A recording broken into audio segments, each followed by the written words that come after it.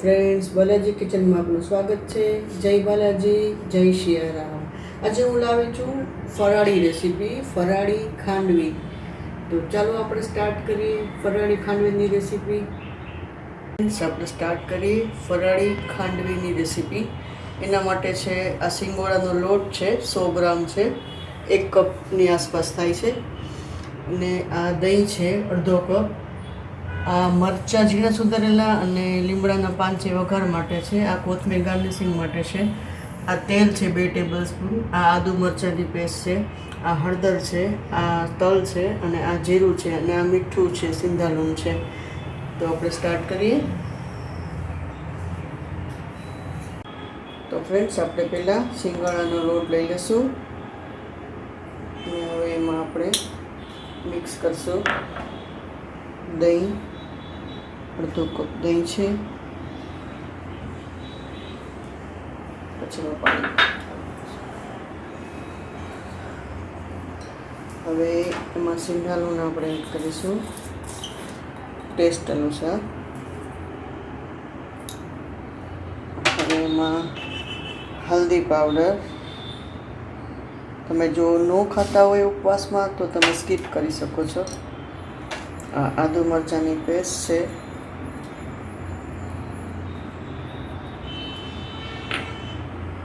અને હવે આ 2 કપ પાણી લીધું છે મેં.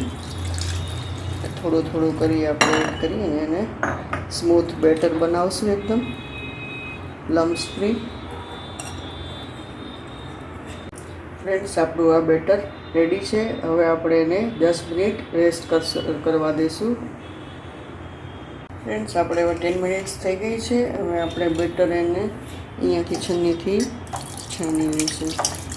10 મિનિટ્સ રેસ્ટ કરવા માટે એટલા માટે કે આપણે જે આદુ મરચાં અને એ બધું આમાં એડ કર્યું છે તો એનો ટેસ્ટ બરાબર બેટરમાં આવી જાય, એટલા માટે આપણે 10 મિનિટ્સ એને રેસ્ટ દેવાનો છે.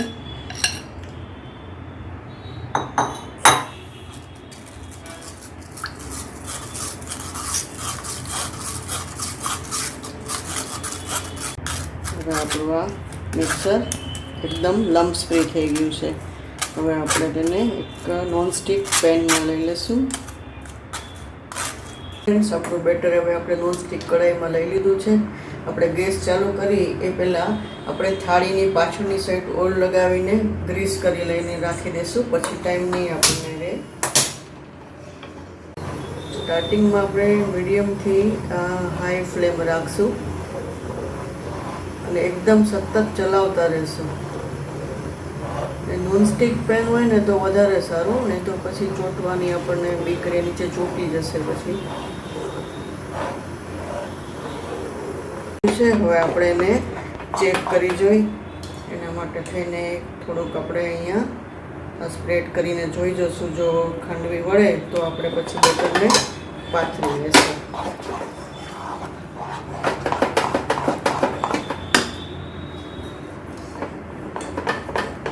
થઈ ગયું છે. હવે આપણી ખાંડવી વળવા માંડી છે, એટલે હવે આપણે ગેસ બંધ કરી દઈશું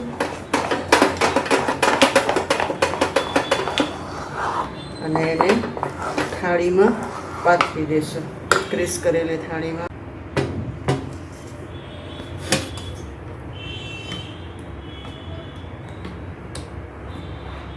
હવે આપણી ખાંડવી પથરાઈ ગઈ છે. હવે થોડી ઠંડી થઈ ગઈ છે તો એની ઉપર આપણે થોડુંક આમ વેલણ ફેરવી દઈએ ને તો એકદમ અનઇવન હોય ને તો એ સેટ થઈ જાય.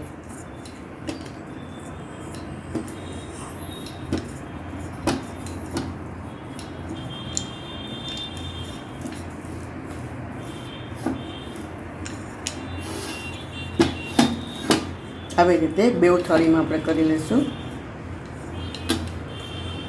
અને પછી એમાં છરીએથી આપણે સ્ટ્રીપ્સ પાડી લઈશું. છરીએથી આપણે આવી રીતે સ્ટ્રીપ્સ કરી લઈશું.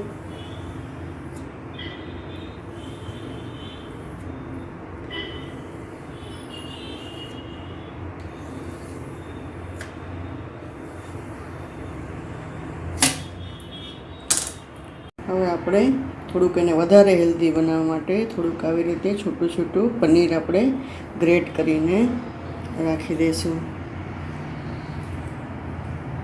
દૂધની આઈટમ પનીર છે તો ફરાળમાં બધા લેતા જ હોય. અગર જો ન લેતા હોય કોઈ તો આ સ્કીપ્સ કરી શકે છે. હવે ફ્રેન્ડ્સ આપણે ખાંડવી વાળી લઈએ. જો વળે છે ને એકદમ પતલી પતલી ખાંડવી.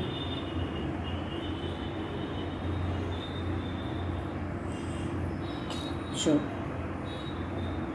છે ને એકદમ મસ્ત, એકદમ પતલી. હવે આપણે એને રાખી દઈએ. આવી રીતે આપણે બધી ખાંડવી વાળી લઈશું.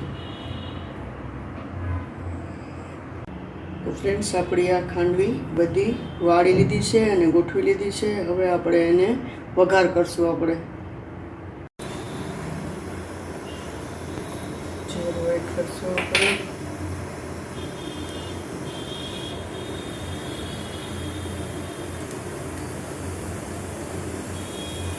એડ કરશું.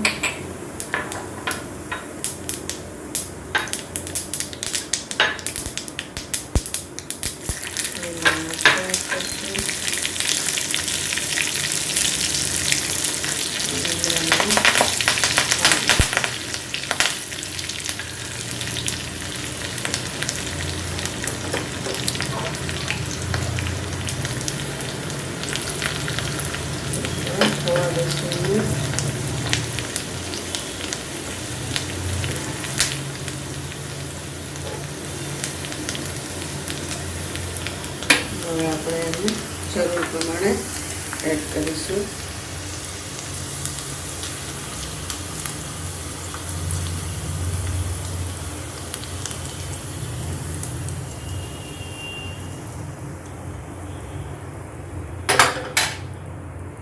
હવે આપણે એના ઉપર કોથમીરીથી આપણે ગાર્નિશ કરીશું.